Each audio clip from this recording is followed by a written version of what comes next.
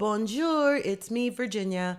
Thanks for joining us for another episode of the Living on the Verge podcast. We have a lot to cover today, so I'm going to jump right in, starting off with our pop culture and reality news. Sadly, we have some deaths to report in the pop culture sphere, beginning with the Prince of Darkness. Ozzy Osbourne has passed away at age 76 on July 22nd, just after having performed his farewell show in Birmingham, England, before 40,000 plus fans back on July 5th. So, listen, if you got to go, that's the way to go. Doing what you love all the way up until the end. My condolences to the family. He was a great gift to many. Thank you for sharing him with us. And then Terry Jean Bollea passes away at age 71 suddenly in Clearwater, Florida, from cardiac arrest. Who is that? That's Hulk Hogan. So, Hulk Hogan suddenly passed away at age 71 in Clearwater, Florida, earlier this week of a cardiac arrest. My boys will certainly be affected by this news because Hulk Hogan was kind of a big part of their lives growing up. And I really think that he did impact some negatively, but for the most part, he had a positive impact on kids back in the day. And so thanks for the time on earth here, Mr. Bollea. And perhaps the most shocking of all is the sudden death of Malcolm Jamal Warner, who passed away from drowning off a beach in Costa Rica at age 54 after being drawn out into the current and not being able to be recovered. Theo Huxtable, Malcolm Jamal Warner, unbelievable, tragic, sudden, and very sad. I am sending all of my condolences out to your family, and I'm sure that everybody is really in shock over this one. As you can tell, I'm in shock over it. It was sudden, and I mean, I'm older than this guy, so it just makes me realize more and more how fleeting life can be. Rest in peace, Theo. Let's talk Bravo news for a little bit. Lala Kent alludes on her podcast that she may be returning to the Valley. She made a comment that was quite underhanded, and it alludes to the fact that she may be preparing to return to a format in which her family is exposed on a daily basis. So to me, that means she is probably getting invited to become a full-time cast member on The Valley. And it makes more sense in light of the fact that Jax Taylor has stepped back for the season. We talked about that just a little bit ago on the last episode. But, you know, Jax and Lala, they cannot see eye to eye when it comes to anything, basically. But Lala does have Jax's back with regards to his sobriety. And of all of the Bravo Lebs that are in the Vanderpump and Valley periphery, I would say Lala is the one who's most clear-headed about her support for Jax. And maybe that's because she's sober too and she knows what it's like. I just really hope that Jax is sober because we're going to be covering the Valley and I have some doubts in my mind. So to finish that story off, we know that Jax Taylor has decided to step back from the Valley to focus on his sobriety and his mental health and be the best version of himself he can be for his son, Cruz. And then today on Instagram, I see another interview where he is essentially saying that he and his team and the producers all decided he should step back. So I was right when I said the last episode that, you know, it was probably Bravo being kind and giving him the opportunity to quit before they fired him. He essentially said that very same thing this morning on Instagram. Let's move on to Teddi Mellencamp. My gosh, as if Teddy's not having a bad enough year. So let's bring you up to speed. I pretty religiously listen to Two T's in a Pod. It's one of the podcasts I really do enjoy. They have a lot of really good guests. It's done well. And if I'm being honest, I've always liked Teddi Mellencamp. I did not understand what all of the drama was surrounding why nobody likes her. I have been following the show since its inception. So when Teddi first got sick and Tamara was on the show, barely able to form sentences, I was right along with them. All of a sudden, yesterday morning, Dolores Catania steps in to cover for Teddi, and the producer, one of the producers and very dear friends of Teddi, the producers of the podcast, that is, Matt, stepped in to cover for Teddi. Why? Because she was not having a good day. We all know she is suffering from stage 4 brain cancer, and she has undergone surgeries and radiation and now is going through immunotherapy. Well, immunotherapy, apparently, according to Teddi, she finally did do a small, quick hit podcast yesterday where she kind of spoke on her own behalf about what's going on. And she tells us that immunotherapy affects people very differently, and immunotherapy continues to work in your system even after you have ceased having any therapy. And so while she was feeling really great at the beginning and right after her surgeries, and everybody was kind of perplexed by how she could just jump right back into the podcast, the longer and the more immunotherapy sessions she had, the more sick she is becoming. And as of late, has gotten to the point where some days she cannot get out of bed. She has uncontrollable shakes, and she just cannot retain her thoughts or form cohesive sentences. And she just didn't want to bring us a podcast in that state, if you will. So she came on yesterday and told us that she decided that she would not podcast that day and instead went in for an emergency visit.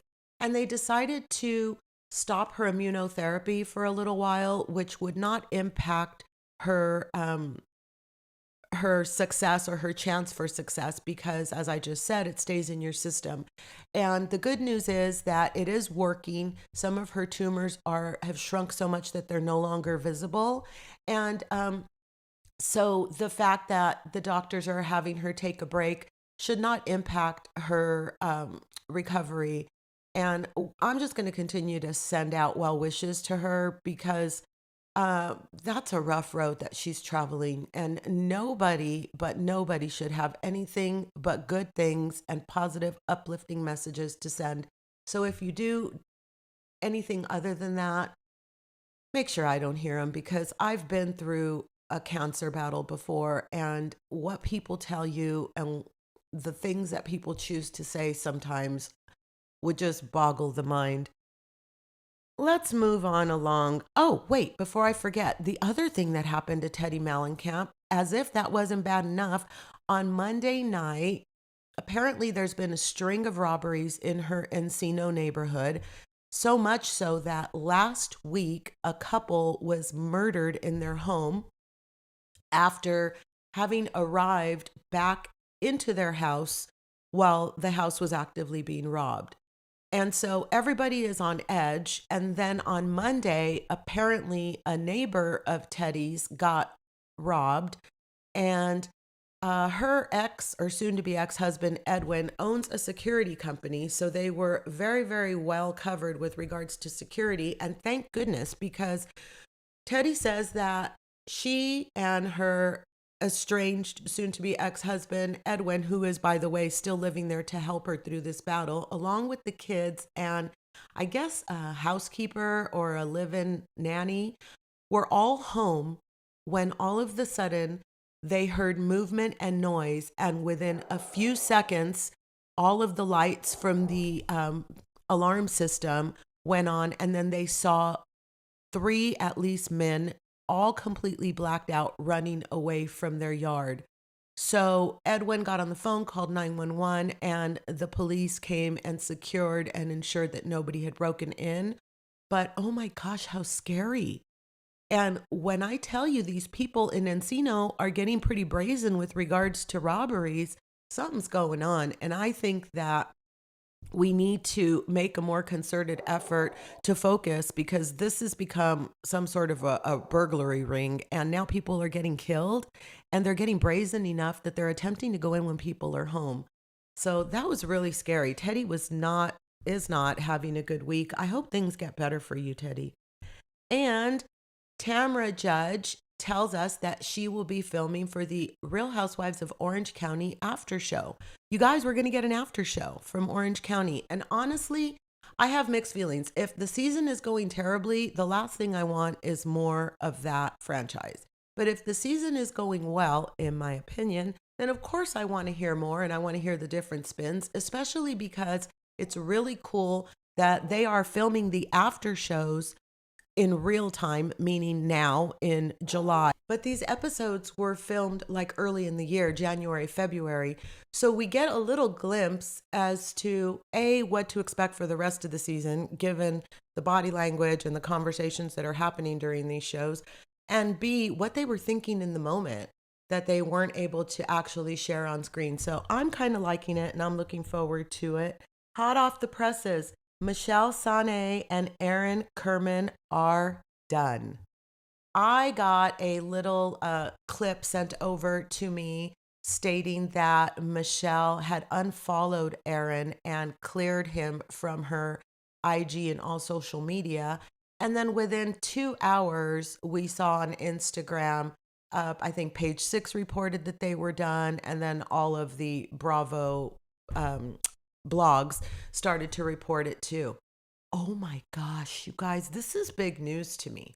But without being too rude, I am so glad that we don't have to normalize Aaron's eyes any longer. Hopefully that is a thing of the past, and I don't have to figure out a way to be nice, because that was really rough for me to not mention anything about the fact that, dude, his eyes looked crazy. So the notion, in my opinion, they were going to continue on for season 3. They were going to maybe get engaged and maybe even have a wedding. So I am quite relieved. And though I didn't expect it, if anything, I'm just really sad for Isabella, because according to what we saw, not just on the show, also on social media, she kind of took to him. And so it's going to be rough for her to have, gone through a divorce, lost her grandmother, and now lost who she thought was probably going to be her stepfather, all in the course of a year and a half. So I'm sending out my well wishes to you, Michelle. Nobody knows what happened. Nobody's talking about it. And maybe we'll find out more later. But it did happen kind of quickly. So if anything, this will allow you some more time to heal and hopefully find a better match. And that's all I have to say about that. Lastly, Brock and Scheana. So Scheana Shay's book is out, and I have a couple of them on order. Stand by after I tell you this story for an exciting little announcement that I have. But the big news, besides slamming Lisa Vanderpump and talking about how she got demoted and has kind of been treated like shit by the producers over at Bravo, if I'm being honest, allegedly, Brock had an affair, a full-blown affair on Scheana back in 2020 when she was pregnant with Summer Moon, and did not tell her about it until after the news of Scandival broke. And if you don't know what that is, that was during the Vanderpump Rules season 10, there was this huge controversy whereby Raquel, a very good friend of Scheana's, was cheating with Tom Sandoval, also a very good friend of Scheana's, while living with his 9-year girlfriend, Ariana. So this thing broke all kinds of barriers, and it was mainstream news. And if you haven't heard of Scandival, you're probably hiding under a rock. But all of this happened. Brock finally had a, bout of conscience and was able to tell Scheana that he had cheated on her and had a physical affair. It wasn't just a one-night stand. I haven't read the excerpt, and I do have the book on the way, like I said, but I did listen to a short podcast of Scheana's this morning. I normally don't listen to her podcast, but I was curious because she was having Brock on to talk specifically about that chapter in the book. And I wanted to know exactly how and if he owned it. And he does. It's really hard for me because if you listen to the Taco Crawl episode, Corey made a really good point, and he said that, Brock had a really bad reputation and he just can't get past that. So the question is, can people change? And if they do, should they be forgiven for their past transgressions? My opinion on this one is, if Scheana forgave him, it's none of our damn business. But of course, we're going to make it our business, and we're going to have a lot to say about everything anyway. So I guess we'll just have to read the book and form our own opinions. And speaking of the book, I have a very exciting contest coming up by where I will be giving away a signed copy of Scheana Shay's book, My Good Side. And I will have details about that coming up very soon. So make sure that you follow the podcast, tell a friend, and hopefully you'll be the one to win the signed copy of the book that is on its way to me now. In fact, I think it's in my mailbox as we speak. Well, that's it for pop culture and Bravo news. Let's move right on along into the Valley. I'm going to get you guys caught up. We left off on episode 11, having last covered episode 10. And we have completed the season as of this week. So I might as well just bring you up to speed, and then we'll cover the reunions as they air. And after we cover the Valley, I am going to bring you back to Europe with me as we visit Marseille and Sete, France. So stay tuned for that portion of the podcast. But for now, let's talk Valley. I don't know if it's because I went on a glorious 3-week European vacation or if it's because I'm covering too many shows. But at one point during covering these episodes, I just realized that a lot of these are very much the same. So without belaboring my rant, I'm just going to jump on in and cover what I said I would cover. And I'll give you my thoughts at the end. Mia and Danny in episode 11 are pretend hosting an engagement trip to Maui where Luke will propose to Kristen.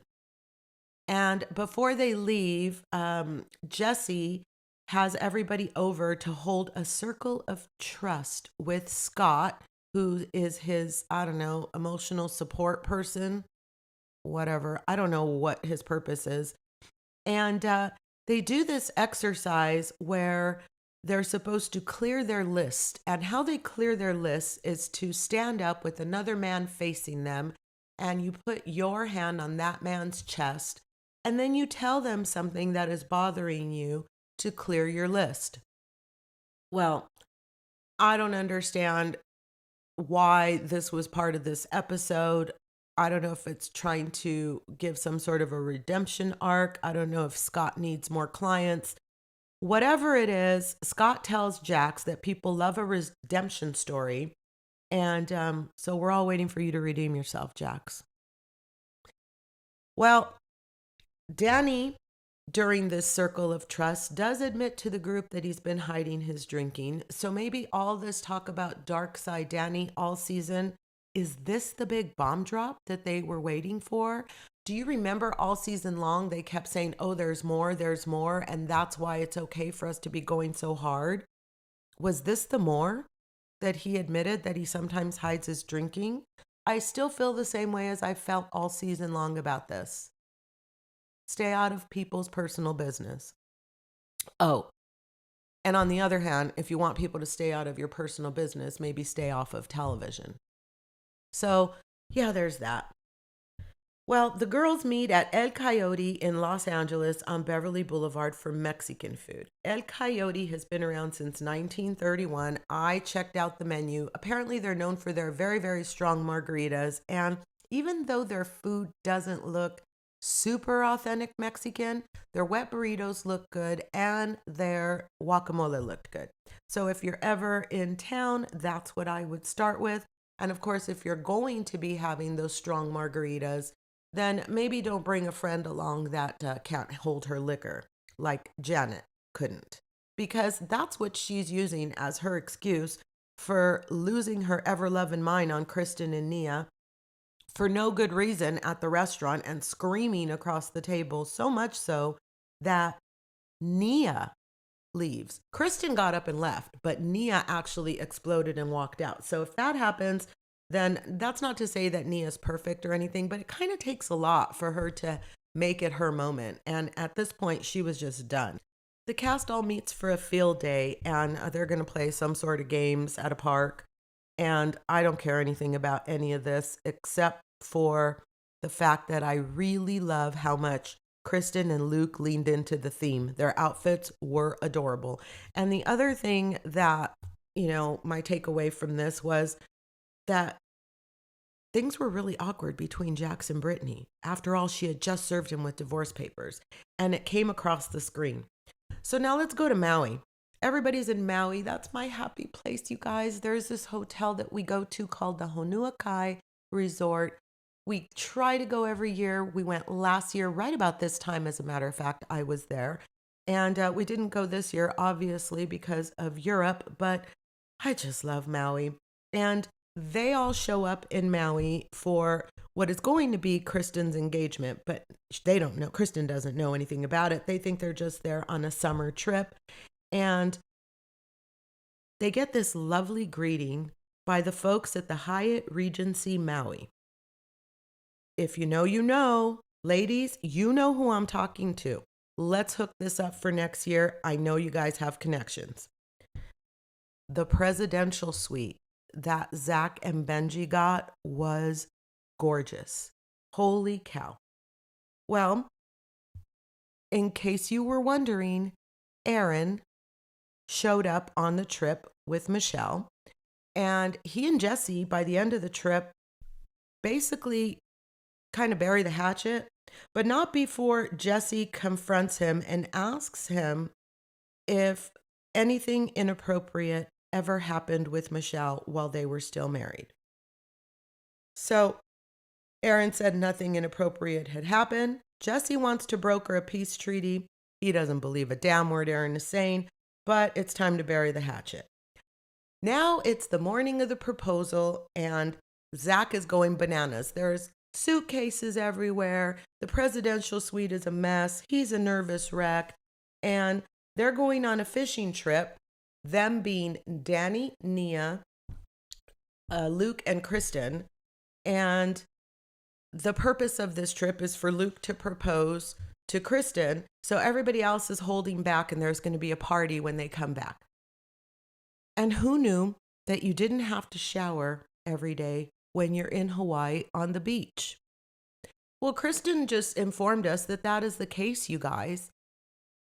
Every other thing was accounted for except the fact that the person being proposed to might not want to shower and would be nasty looking on screen.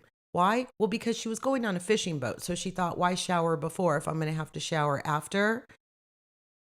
So, spoiler alert, she did shower, thank goodness.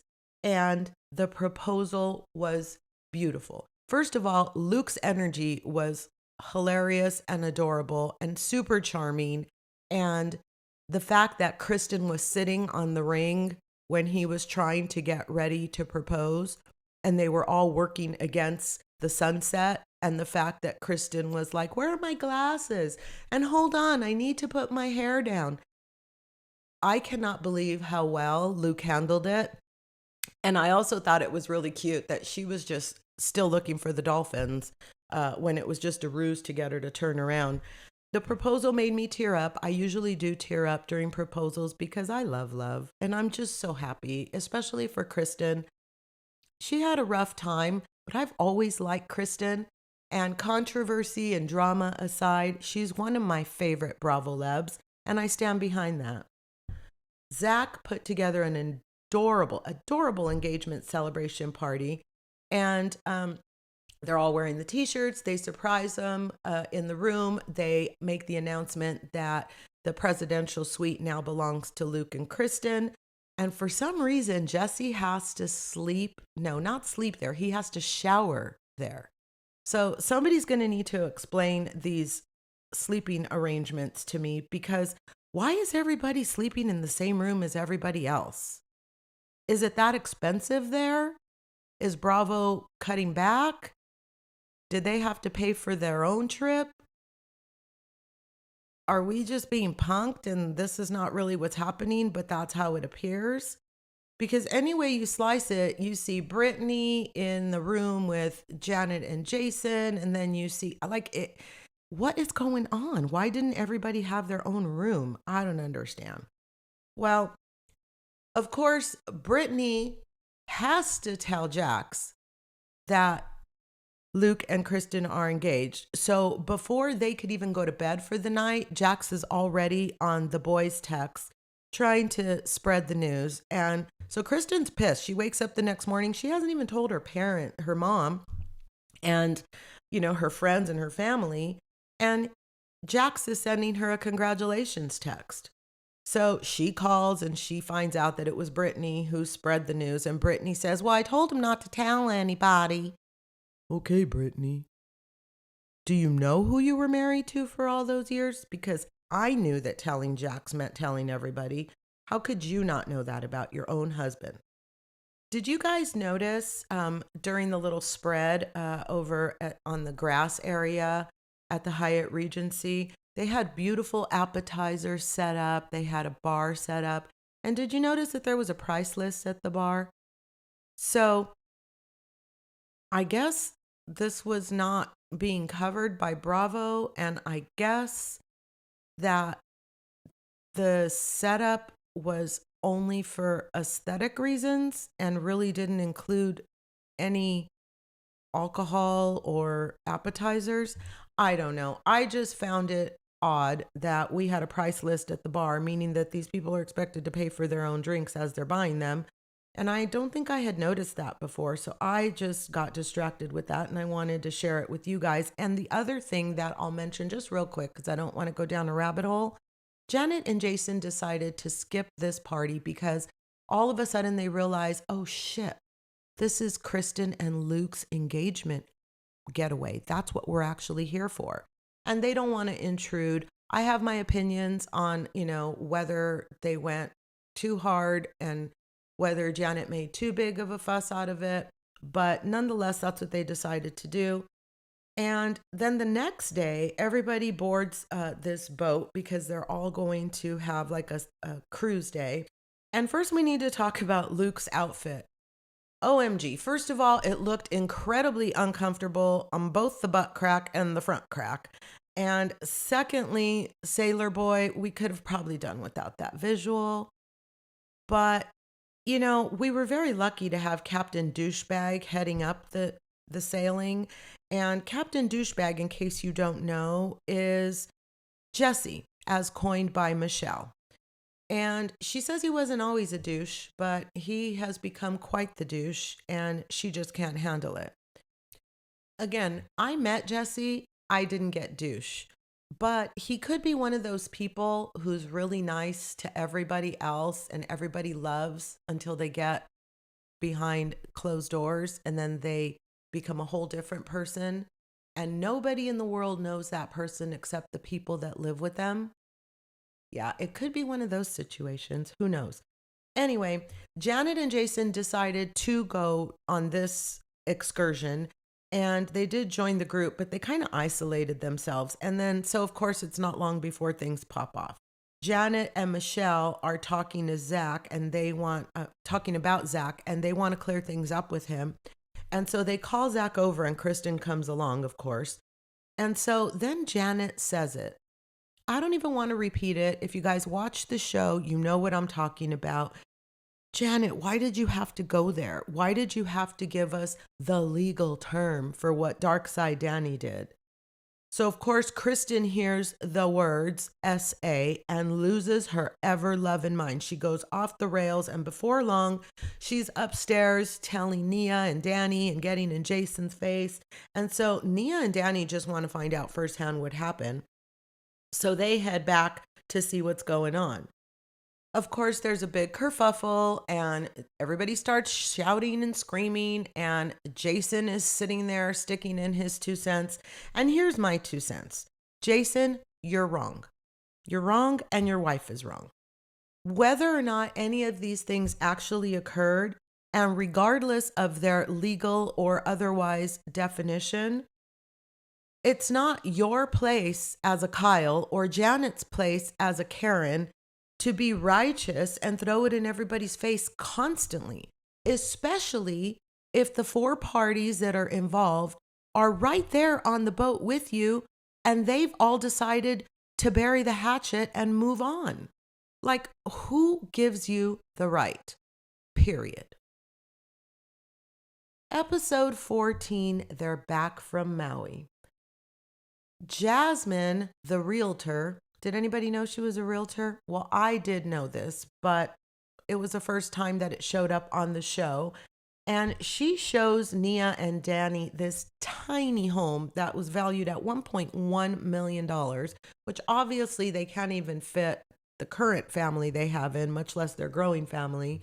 So it was just a moment, I think, to get across to us that houses are expensive in LA, that Jasmine's a realtor, and that Nia and Danny are probably going to finally give in and move to the valley. But it also gave us the most important moment of this episode, because the Voldemort of the valley was born. That's right. That's what we coined Janet as per Nia. And I don't know that I disagree. The funny thing is that Janet leaned into it and actually superimposed a picture of Voldemort over her face on her Instagram cover photo. So I thought that that was pretty funny. And I always like when somebody just kind of doubles down instead of freaks out when somebody talks shit about them. It kind of takes the wind out of the other person's sails. So I think that that's what Janet did. Janet, Scheana, and Michelle get together at Scheana's house, and they bring Scheana up to speed on what happened in Maui. And it's these little visits to Scheana's house and these little cameos, even though she keeps getting cut out, that lead me to believe that she's going to be a regular next year as well, or next season.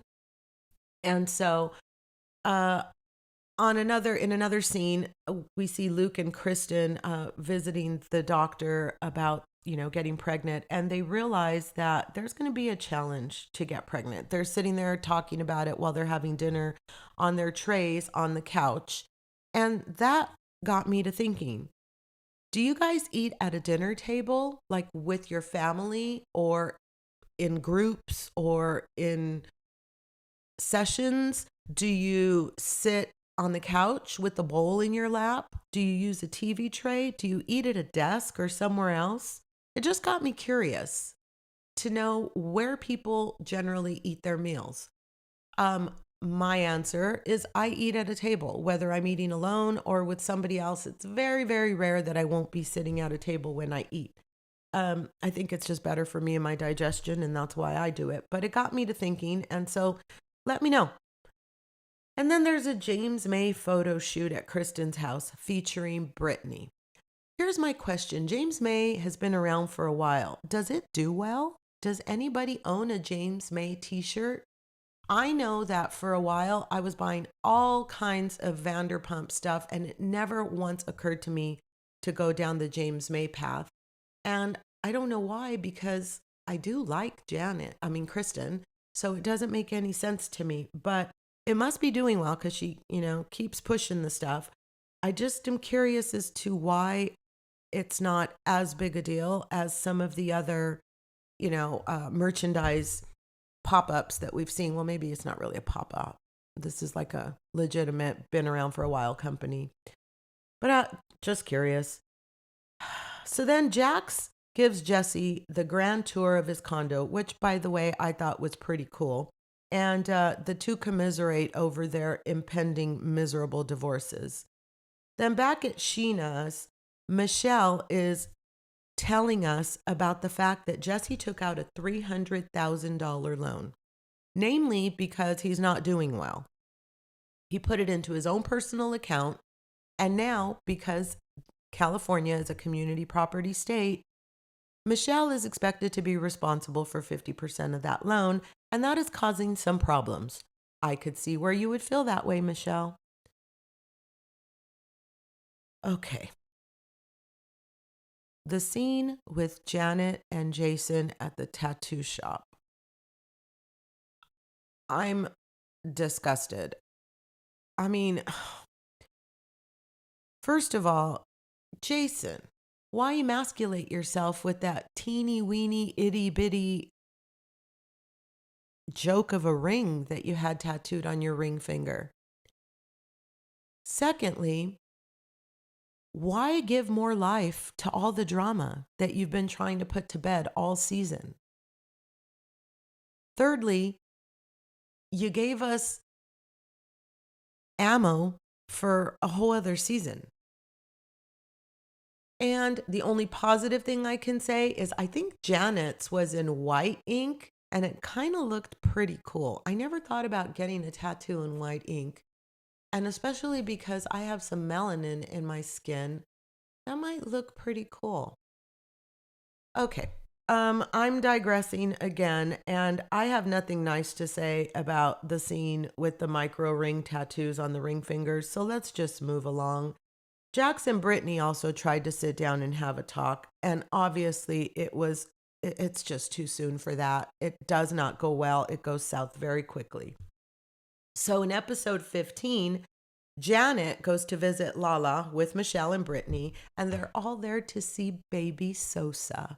And baby Sosa looks a lot like mommy, but she looks a lot more like Lala's mama, Lisa. She looks just like Lisa.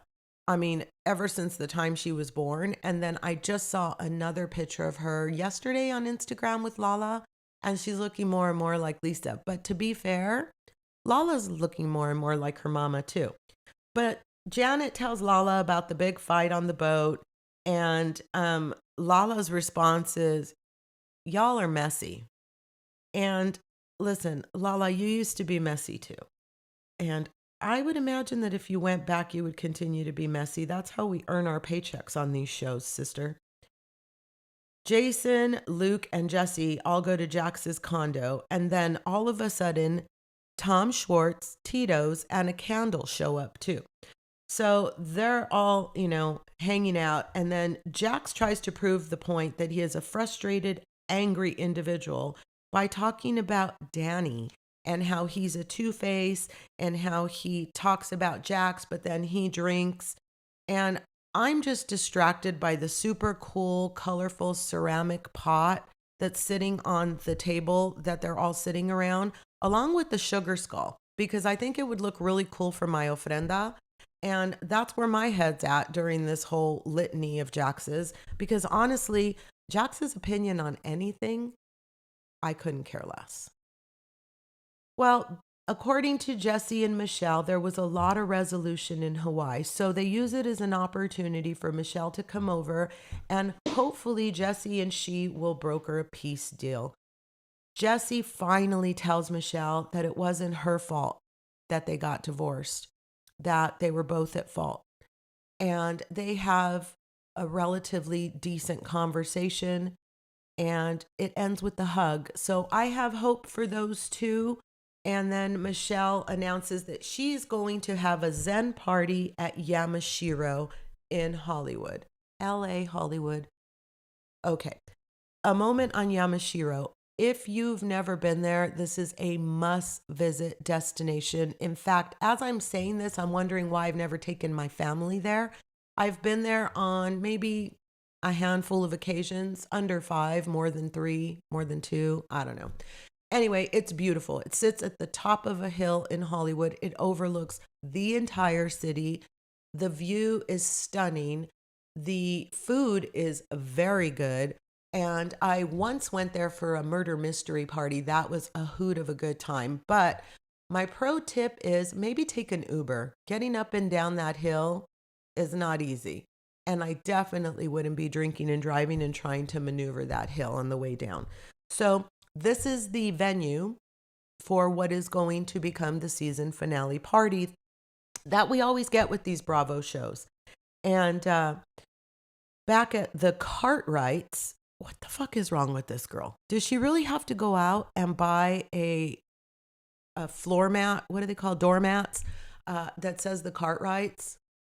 So I don't understand what she's trying to prove. I understand the need to like cleanse your area when you're going through a divorce, but there are certain signals that she's sending to Cruz that I'm just not feeling. And this behavior is going to be remembered, whether Cruz is verbal or not. He's picking up on all of this. So I just thought that it was petty for her to do that. The reason we're at the Cartwrights is because Kristen is going to visit, and Kristen is telling Brittany all about the result of her ultrasound and the visits that they had made earlier in the week with regards to trying to get pregnant. And she's panicking because she's hearing the word infertility for the very first time. And so in an effort to destigmatize the word, Kristen educates us all and tells us that the word infertility is simply a medical term used for a person who is trying to conceive for more than 1 year but is unable to get pregnant. So that is the diagnosis they have to use if they're going to give you the drugs that you need to move to the next step and so on and so forth. And the reason that I'm spending any time on this is because I think that word is so stigmatized. And so if there is any opportunity for me to make people who are struggling to conceive feel any better about their journey, I just want to let you know that it's okay. Your journey is your journey, and there is no stigma to being labeled as infertile. And I know people who have tried to get pregnant for years and years and years and then have given up and have turned up pregnant. So in my opinion, it's all in God's time. If you believe in God, then that's really what it comes down to. When the universe thinks it is time for you to grow your family, it will happen. And I have to believe that because I want more grandkids. No pressure, guys. So we see Benji and Zach head to Norma, a restaurant also in Los Angeles. They order cocktails and caviar. It looks like a pretty cool, swanky place, very pricey. But Benji tells us that he was heartbroken and he did not want his marriage to end. It was his ex who wanted the divorce and he was still very much in love. And we find out that his divorce will finally become final on Zach's birthday. Happy birthday, Zach. What a lovely gift. And so I don't know what's going to happen with these two, but Zach has wedding bells in mind. And we get to end the season with yet another conversation about Zach's scrotox, which I will spare you from. So it's season finale party time, guys, at Yamashiros, and we're going to be Zen. What do you want to bet we're not going to be Zen? Michelle gives everyone crystals with a note. They're boxed really beautifully, and it has an inspirational quote for each of them. I thought it was very thoughtful. I didn't understand why Scheana and Brock were there. But again, it alludes to the fact that, I know that they're real true friends, but I just didn't get why they were there for the filming unless maybe they were supposed to have a bigger part in the season and then something happened. So they were present, but they cut out a bunch of their scenes because that's almost what it feels like. Did you notice that when they all went around to read their notes, we did not hear Brock or Scheana's affirmation? Just saying, you guys. Jax approaches Brittany and he says, "We're not going to fight. I just want to talk to you." And he basically wants to find out what the hell he needs to do in order to be able to see his son. And of course, it doesn't go well. It's too soon for you two to try to be hashing this stuff out, much less in front of a group of all of your friends and in front of television cameras. Like, what are you guys thinking? So before long, we get the montage of all the horrible things Jax has done. And then we hear about, again, the fact that they have now a $17,000 mortgage because Jax didn't pay taxes for so long. And he would have gone to jail if Brittany and Jax wouldn't have absorbed it into their mortgage back in the day. So now Brittany, who is taking over the house, is going to be stuck with this. And of course, the argument goes south. and Jax ends up storming off. It makes so much more sense why he's pulling back, because he had a really bad showing to end off the season. And it makes me wonder, because he didn't allude to any of this when we spoke. So I'm wondering if he thought maybe it was going to come across differently. And as the season progressed, he realized, I'm not getting the edit I thought I was going to get. Nonetheless, there will be no Jax Taylor in season 3, and I'm okay with that. I didn't even miss him when he was gone during season 2. I don't know about you guys. But then it looks like Janet has another failed attempt to try to start to repair things with Nia. Nia is just like too burned, and she tells us she just doesn't know if she can forgive this time. So hopefully time will mend that one. But I'm curious to see what's going to happen, and if we'll get Janet and Jason back, or if they've just become too polarized. And then we see a really sad scene where Jesse he's really struggling financially, emotionally. In my opinion, he's still in love with Michelle. I don't care if he's with Lacey from Orange County or not. I still see love in this man's eyes, and it seems like he is heartbroken that his marriage failed. And so he's talking to Kristen and Luke about this. And honestly, it endeared me more to him. I say what you will about Jesse, but I still like him, guys. And in other news, and in case anybody is wondering, Danny is on his 7th water with lemon. In other words, he's not drinking. But that does not mean that Jax will not compare him to Jeffrey Dahmer and Ted Bundy. What in the heck? Jax, you're dumb as showing, dude.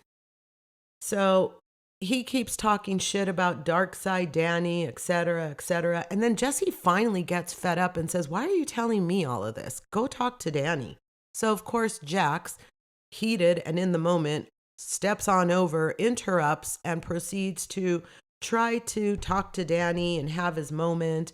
And he's screaming at Danny and at Janet, and everybody's trying to step in. And listen, Jax, it's performative, it's cheap, and you used to be better than this.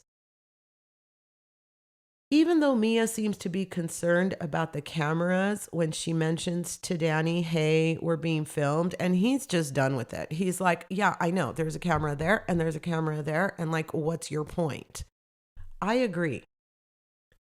Well, regardless, Jax couldn't care less of what's being filmed and who's filming who. He walks straight up to the bar and orders a drink. So now we have video evidence that Jax is in fact drinking, but he swears that his problem has never been with alcohol. He doesn't even admit to having a drug problem.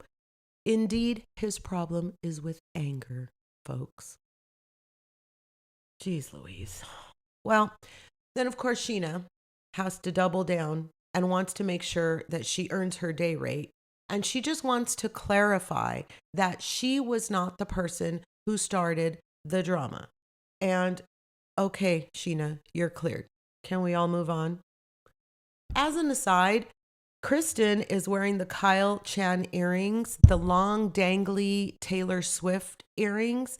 I have those too. I wore them for my son's wedding. I just thought I should say that because they're cool earrings. I also wore them on the cruise during one night.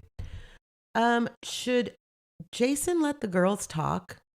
I'm like sick and tired of Jason constantly sticking his nose into the business of the girls when they're sitting there. I get it. They're all ganging up, in his opinion, on his wife, and he feels the need to be gallant and defend them. But I don't like it. I don't like it at all. I think that the men should stay out of the women's stuff. And that's my opinion, and I'm sticking to it.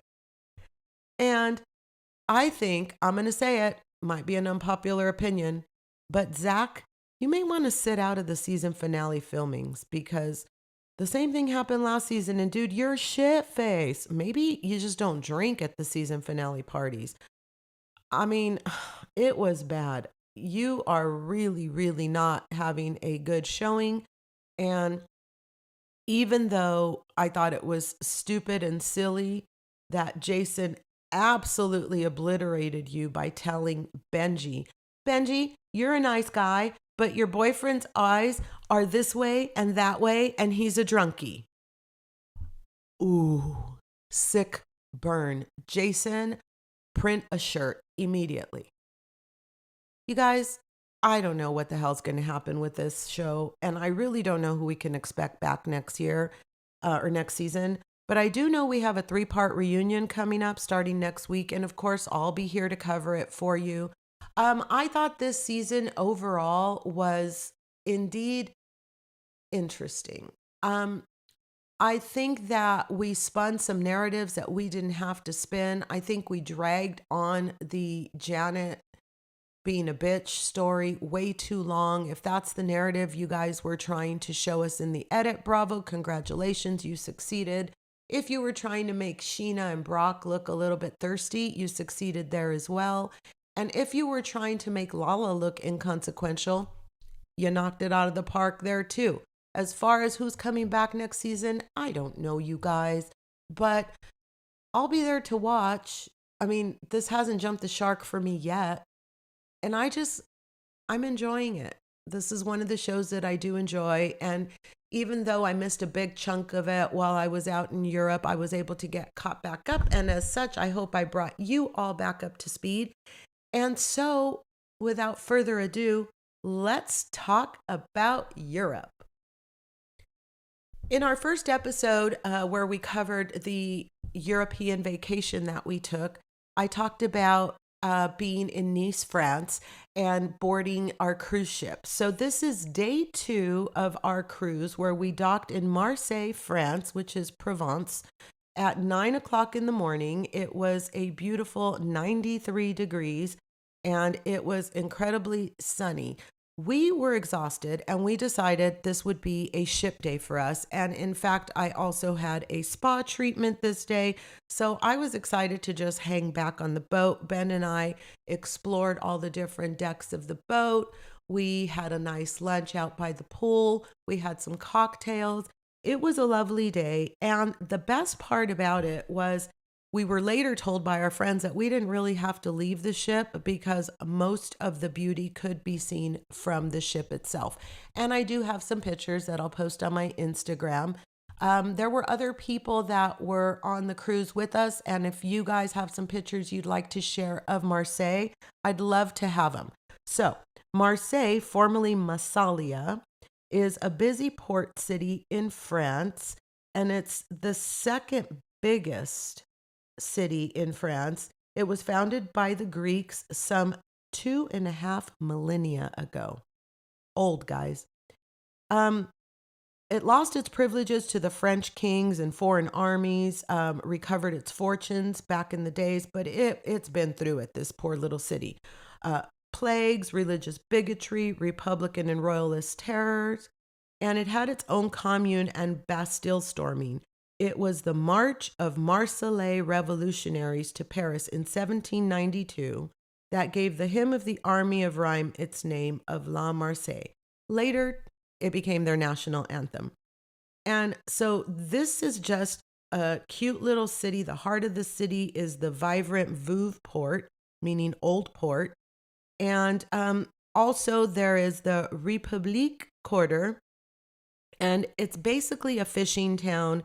And fishing remains one of the biggest, industries for Marseille's food economy. And as far as I'm concerned, we didn't miss much, but I'm told it was a cute little quaint city. And so I'm glad that we did not head into the city for that day and instead opted for a ship day. I have no regrets. And when everybody got back that day, we had a lovely celebration for one of the friends that we were traveling with, and I mentioned his name in the last podcast. Ben and he ended up becoming gambling buddies on the cruise. His name was Greg, and he was celebrating a big birthday. So happy birthday, Greg, if you're listening. We had a lovely time celebrating with you. We had reservations for 6 at the Polo Grill, which was one of the specialty restaurants on the ship, and it was their steakhouse. Of course, I had steak and lobster, and it's just lovely when you eat at these places. Everything has a wine pairing. You're served an appetizer course, a soup course, a salad course, an entree. In some cases, if you go to, like, for example, the Italian restaurant, there's a pasta course. And then, of course, dessert. And one of the things that my friend Susan got a big kick out of was that every night there was a different specialty souffle for dessert. And so we enjoyed ordering them. And for this particular occasion, Nancy had bought Greg a very special, very expensive bottle of wine that they were nice enough to share with us at the table. And then Dan and Susan bought a second very nice bottle of wine that we shared at the table. So we had a lovely dinner. One of the things that I can say is that dinner services started, I think, at 6:30. So we normally started lining up somewhere around 6:15, 6:30, so that we could be one of the first into the first service. And there were two services. Well, it didn't matter. We closed every restaurant almost every single time. This dinner was no less than 3 hours long, and I enjoyed every moment of it. There are pictures of a beautiful sunset, and that's something I forgot to mention when I was talking about Nice. I mentioned that we walked on the beach after dinner and that it was after sunset, but it was still light because in Europe, it's the weirdest thing to get used to. I have a picture timestamped at 9:20 and it's still light as day outside. So that was part of the reason that we got really, really long days. So we ended up heading out and taking a little walk and then having drinks at Martini's. And I have a couple of cool little pictures that I'll post on Instagram. But, after the events of Greg's birthday and our ship day, that was it for Marseille. We set sail 6 p.m. And by the time we were enjoying our dinner, we were already sailing away. And that was Marseille. The next day, day 3, one of my favorite destinations, Sete, France. It was a sunny 89 degrees and we docked at 7 a.m. Listen, I really enjoyed this day. I don't know if it was the company, if it was the mood, or if it was the charming little town, but it was a really fun day for me. We disembarked quite early and headed out along this little walkway where you had to walk through, which was technically customs. There was really nobody there except for a lady handing out maps and kind of telling us where we wanted to see and what we wanted to see. So we headed out with Nancy and Greg and Susan and Dan and Terry. And then Susan and Daniel had made arrangements to meet up with Judy and Linda, another couple of friends that we were going to hang out with for that day. And at some point, we all ended up breaking off into groups. So we walked through this adorable indoor market. I will post pictures. We sat down and had a lovely liter or two of wine right in the middle of the marketplace, where you could go and buy, your fruit or your veggies or your little plates and then come and sit down and enjoy them with your wine. We were there quite early, so some of the restaurants weren't open yet, but the shopping was lovely. The people were really nice. So let me tell you a little bit about Sete. Sete is the city to embrace the concept of far niente, or to do sweet nothing. That's what they practice in southern France, and it's a day spent just doing nothing. Fishing is what is done in the little village of Sete. It's the gateway to Montpellier in the north, and it's the Mediterranean's biggest fishing port. And the beauty of the canals of the Venice of Languedoc is what we were able to walk along. I have some beautiful pictures. There's homemade boats that these fishermen use. And the fun and interesting activity that takes place from late spring to early autumn in the canals is the friendly water jousting competitions. And this is something that the Sete culture is very proud of and very much dug into. It goes back to 1666. And They row toward each other in an attempt to knock each other out and into the canal using these long wooden lances. The cutest thing. We're walking through the streets of Sete and shopping. They have adorable little shops.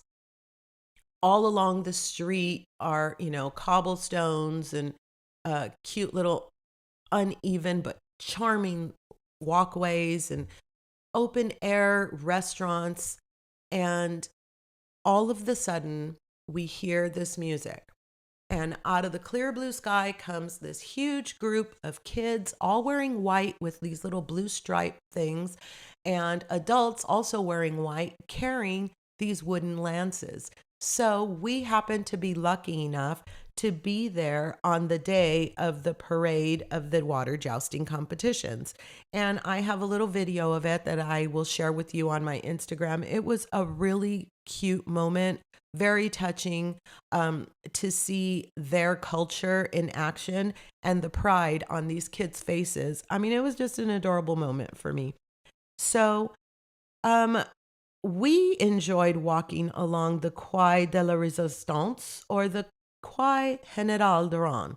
That's basically all of the streets around there. I'm probably butchering the crap out of all of these. Please don't come at me. I'm not French. I'm doing my best. But it turns out that the first traces of human life found in Sete date all the way back to the late Bronze Ages 2 and 3. That's wild, you guys. I mean, goodness gracious, the history of this place is just...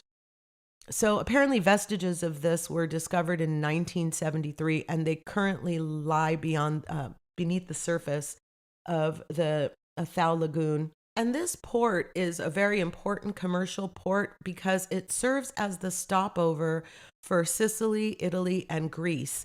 And it's kind of, because it has a big mountain, it kind of serves as a geographical point of reference for people traveling the Mediterranean Sea. And then by royal decree of King Louis XIV, the town of Sete was declared a port in 1660. And the Canal du Midi links the Atlantic Ocean to the Mediterranean Ocean. So it's a very important little port town, and it's very reminiscent of Venice, I'm told. I've never been to Venice, but it looks like I would picture Venice to look. Now, there are some odors, and people don't necessarily pick up after their dogs as much as they should in France. But aside from that, I loved this little town. I had a beautiful day. We walked back to the boat. We got ourselves all rested, cleaned, washed, and ready for dinner. And what a lovely evening. By this time, we had picked up a bunch of extra friends and we're having dinners of 9 and 10. And the biggest table they could accommodate there were 10. So it was a fun time. We had gathered a few more people to our group, went to go enjoy our dinner, but not before meeting at Martini's for a pre-dinner cocktail. So that's kind of what would happen. We would all get dressed, we'd go down, we'd meet at Martini's, and then whoever was there would inevitably get invited to come sit with us at our table, and we would have a smaller dinner or a larger dinner, depending on who we picked up at Martini's. So we had a really good night. In particular, this night, every night they had different like entertainment at Horizons Bar, and then they would have some sort of entertainment at the Nautica Lounge. This night they had Comedy Magic, which I heard was meh. And then they had a late night ABBA dance party. I'm not a big ABBA fan, so I decided to skip out on that. And the boys headed off to gamble. Daniel and I decided that we were going to work our way through the entire menu at the Martini Bar, starting with the first one, which was called the Big O Martini. So when I asked Daniel about it, he told me he'd had better O's in his life. This was our conclusion of our adventures through France, because our next stop was Barcelona, Spain. And I have so much to tell you about Barcelona. It was probably one of my favorites. And I'm going to be saying that a lot because, listen, I enjoyed the whole darn trip. But Barcelona was just chef's kiss. That's it for this episode. I hope you've enjoyed it. I'll be back next week with more as we continue covering our summer series in Europe and I get you back on track with all of the shows we're following. Of course, we'll have any pop culture that shows up in the meantime. We still need to get you caught up on the Real Housewives of Miami. I am going to be covering Orange County. I'll give you a little snippet on Atlanta to let you know how that ended.